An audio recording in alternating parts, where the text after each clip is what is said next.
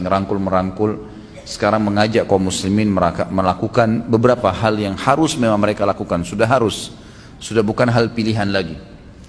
Yang pertama, mereka harus menyisipkan di doa mereka agar mendoakan seluruh muslimin di seluruh pelosok muka bumi ini yang sedang terpuruk, tersiksa, terhina. Tiap hari minimal ada satu orang dari muslim Palestina terbunuh. Hampir tiap hari. Itu minimal, bisa lebih daripada itu. Tapi karena sudah bertahun-tahun berjalan, akhirnya hati kita sudah tidak memperdulikan lagi masalah itu. Padahal ini tidak boleh. Kata Nabi SAW, "Man lam yahtammu bi umuril muslimin falaysa minhum." Siapa yang tidak peduli dengan keadaan muslimin, saudaranya muslim, bukan dari golongan mereka. Kita lihat dan kita sudah dengar sekarang berjalan berapa tahun di Syria, saudara-saudara kita, sampai saya lihat cuplikannya itu luar biasa. Anak-anak kecil sampai pungutin sisa-sisa roti yang sudah tercampur dengan tanah dan menjadi serpian-serpian kecil. Lalu disorting oleh seseorang yang sedang kebetulan lewat dan diangkat di YouTube. Ditanya mereka, apa yang sedang kalian lakukan?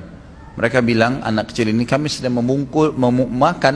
Jadi sambil dia ngobrol, dia tidak melihat ke arah kamera. Mereka berdua, adik kakak perempuan dan laki-laki itu memilah-milah dari tanah serpian-serpian roti kecil. Ada yang mereka langsung masukkan ke dalam mulut mereka karena sudah berhari-hari nggak makan. Dan di sana ada Bashar, semoga Allah menyelesaikan urusan dia di muka bumi ini. Dia telah membunuh sampai hari ini 230.000 orang dari ahli sunnah. Siapa Bashar? Adalah orang Syiah, orang-orang yang menganut faham Syiah. Dan kita sudah tahu Syiah ini, kaum muslimin, Syiah ini adalah kelompok yang dibentuk oleh orang Yahudi. Buka mata kalian. Mereka ini kelompok yang sesat dan salah. Mereka dibentuk oleh orang Yahudi yang bernama Abdullah bin Saba, mengatasnamakan Islam, tidak layak ada di tengah-tengah kaum muslimin. Di zaman Nabi SAW pada saat orang-orang ada yang memfitnah Aisyah radhiyallahu anha dengan berzina, Abdullah bin Abi Salul, pimpinan orang munafikin, dan beberapa sahabat juga sempat kena fitnah waktu itu. Waktu terbukti beliau tidak berzina, maka dicambuk 80 jerah. Itu hanya menuduh berzina. Orang-orang Syiah sekarang mengkafirkan Aisyah radhiyallahu anha. Jadi mereka jauh lebih besar daripada itu. Kata Nabi SAW, siapa yang mengkafirkan seorang muslim, maka kalimat kafir itu akan kembali kepada salah satu dari keduanya. Kalau kita pertemukan antara seseorang yang sekarang, siapa mereka itu? Lalu mau dipertemukan dengan Aisyah radhiyallahu anha, ummil mu'minin, pemimpin, ini ibunya orang-orang yang beriman. Haram hukumnya kita umat Islam menikah dengan salah satu istri Nabi SAW, walaupun Aisyah lebih muda pada saat itu dibandingkan para sahabat. Tidak boleh, ummul mu'minin. Mereka mengatakan Aisyah kafir. Berarti Nabi SAW salah pilih istri dong, milih orang kafir.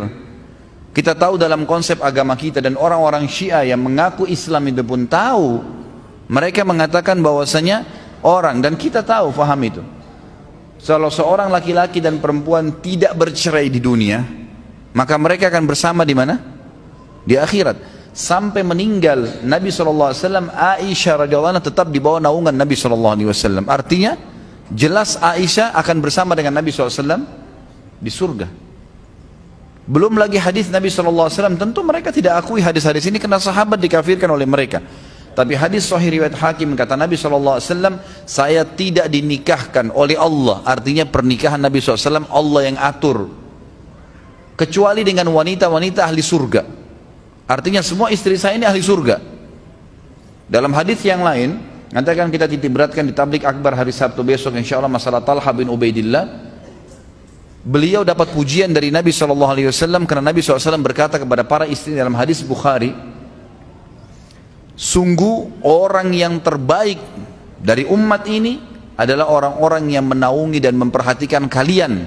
Ditunjuk istri-istri beliau setelah saya meninggal nanti.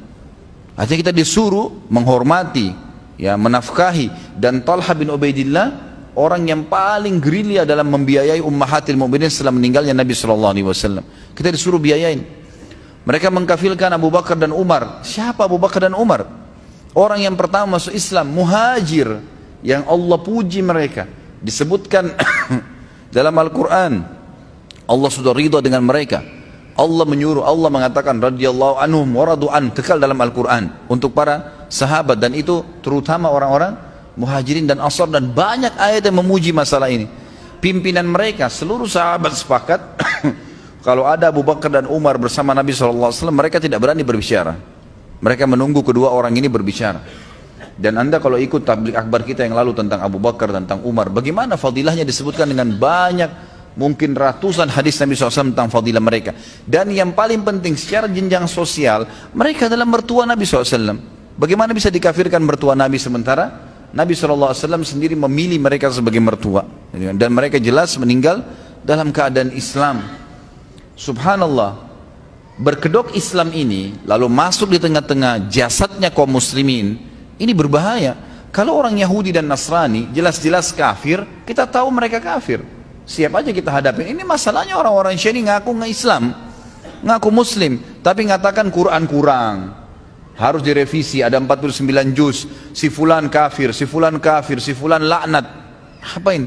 Sampai di Iran sekarang pembunuhnya Umar bin Khattab, Abu Lu'lu, dibuatkan kuburan, masjid dibuatkan kuburan, dan mereka hampir tiap hari ada cuplikannya dengan saya. Dalam bahasa Arab mereka mengucapkan di kuburan itu, ya Allah bangkitkan kami bersama Abu Lu'lu, karena dianggap Abu Lu'lu mujahid bagi mereka karena berhasil membunuh Umar bin Khattab.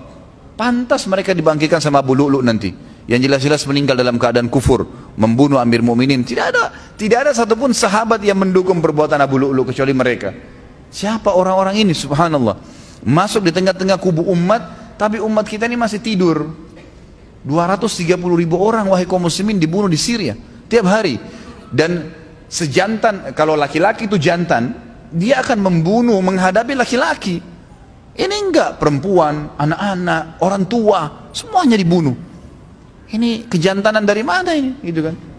Kalau jantan hadapin laki-laki, memang begitu. Dalam Islam kita tahu kalau jihad nggak boleh bunuh perempuan, nggak boleh bunuh anak-anak, nggak boleh bunuh orang tua, nggak boleh bunuh orang menyerah. Ini enggak. Diperkosa, disiksa. Antum kalau lihat cuplikannya bagaimana mereka menyiksa kaum muslimin ahli sunnah ya. Jadi mereka mengatakan ahli sunnah memang pengikut sunnah Nabi SAW, yang sekarang mereka sebarkan lagi momok baru bagi ahli sunnah, Wahabi. Supaya orang ketakutan dengan Wahabi. Siapa Wahabi? Orang yang mengikuti sunnah Nabi. Cirinya apa? Yang berjenggot, yang tidak isbal, yang rajin sholat 5 waktu, yang dahinya hitam. Subhanallah, orang yang jelas-jelas ikuti sunnah Nabi SAW, mereka katakan Wahabi supaya orang takut. Banyak muslimin ikut-ikutan. Ini bagaimana ini? Gitu. Kenapa kita terus-menerus tidur nggak sadar? Di tengah-tengah kita hidup mereka bersama dengan cara-caranya, metode mereka hidup, dan dibiarkan. Subhanallah, kok ahli sunnah tidak pernah menyakiti orang Syiah, didakwai. Tapi kalau Syiah menyakiti, membunuh ahli sunnah. Mereka anggap halal darahnya. Di Irak mereka membunuh 150.000 orang, menggulingkan Saddam kemudian menggantungnya. Terakhir mereka masuk di Yaman, mereka merusak lebih dari 100 atau 1000 masjid dan rumah tahfidz Quran. Lalu kemudian mereka mengatakan tahun ini kami akan menyerang Mekah. Bagaimana nggak diserang oleh Raja Salman, itu kan? Wajar raja yang memegang haramain mengambil sebuah keputusan yang pantas untuk mereka. Ini berbahaya di tengah-tengah umat Islam mengaku muslimin tapi bisa membakar Al-Quran, bisa menginjak-injak kepalanya para ulama ahli sunnah dan dibunuh. Universitas-universitas sunnah semua di Yaman sekarang ditutup, di Sana'a.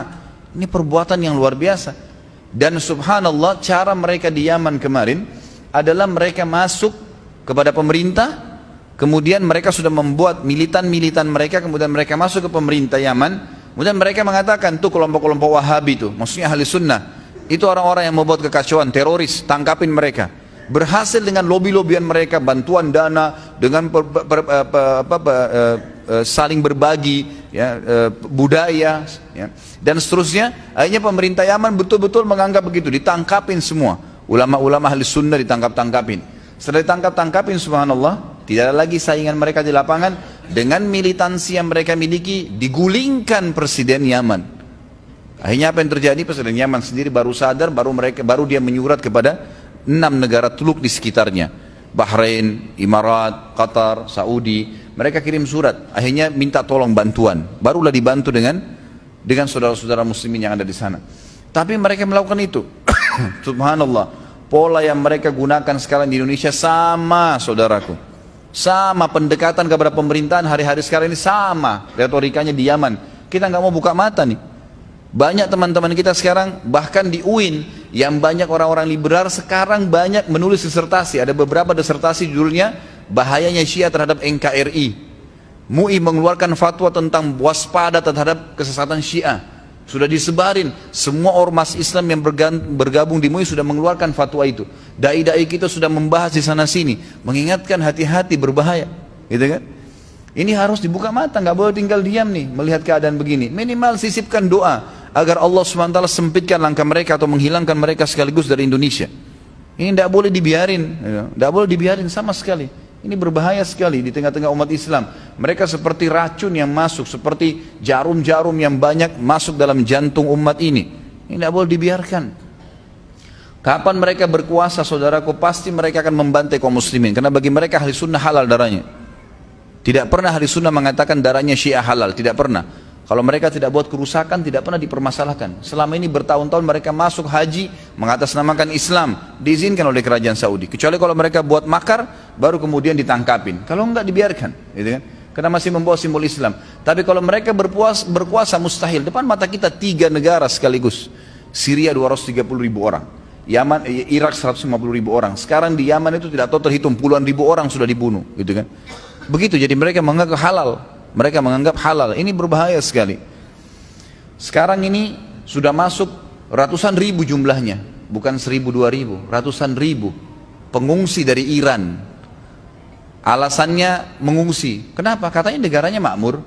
Ngapain mengungsi di Indonesia? Dan beberapa teman-teman kita coba mengikuti, ternyata itu adalah militansi, ya. Mereka memiliki keterampilan militer yang masuk. Untuk apa masuk ratusan ribu di Indonesia? Ini nggak boleh dibiarin ini, gitu kan? Nggak boleh dibiarin, ini berbahaya sekali. Hanya nanti terjadi hal-hal yang tidak diinginkan dan itu berbahaya. Bagi ahli sunnah sih kalau terjadi hal-hal tertentu kemudian terjadi peperangan itu umat Islam tidak ada masalah, jihad, kan gitu. Bisa saja kita melawan, tapi kita tidak mau ketentraman umat ini terganggu. Masjid akan mereka bakar. Nggak pernah dalam sejarah ahli sunnah membakar masjid Syiah, nggak pernah. Gereja saja kalau kita ekspansi jihad nggak pernah dibakar, diganti jadi masjid, iya. Nggak pernah kita bakar Quran, nggak pernah kita siksa perempuan, nggak pernah bunuh anak-anak, nggak pernah. Subhanallah, di hari-hari sekarang ini waktu yang bersamaan muslimin kita tahu di Myanmar lagi disiksa. Ya ikhwani, masuk foto ke saya tidak tega lihat. Anak kecil digantung, ditidurkan di tanah, tangannya diinjakin dengan motor. Anak-anak kecil, anak-anak mungkin 5 tahun, 4 tahun, 3 tahun. Gitu kan, digantungin, perempuan digantungin, mereka dibakar hidup-hidup. Ada anak kecil diikat di kayu, kemudian orang-orang Buddha atau Hindu di sana tuh memegang dari kayu di sebelah sana, kayu sebelah sini, seperti kalau mau panggang kambing, itu diikat kemudian dibakar. Mereka mendengar jeritan anak itu. Subhanallah, ada manusia seperti ini nih. Satu rumpun loh ini, sama warna kulitnya, ya, berdekatan sama kalau kita orang Indonesia, kayak satu suku dari Jawa misalnya, sama dibunuh hanya karena agama Islam. Dan pemerintah Myanmar berani mengucapkan kalimat sekarang di statement secara internasional, kami tidak mau Myanmar ini menjadi seperti Indonesia yang mayoritas muslim, nanti hanya muslim berkuasa dan kayaknya mereka menguasai pemerintahan, dianggap Indonesia ini mengangkat bendera perang atau apa yang melawan kaum muslimin. Tapi semuanya diam, gitu kan. Maka apa yang saya bisa lakukan? Saya hanya bisa teriak untuk anda semua. Bukan saya katakan ayo kita sekarang keluar berperang melawan. Minimal sisipkan dengan doa, gitu kan? Doa, kita harus doa. Dan semua yang mengetahui tentang apa yang saya sampaikan, sampaikan kepada orang yang dikenal. Harus diberitahukan, nggak boleh diami, gitu kan? Nah, kalau didiami berbahaya sekali. Sementara orang-orang Myanmar ini coba naik kapal sampai ke Banda Aceh pun, TNI kita menahan, nggak boleh masuk.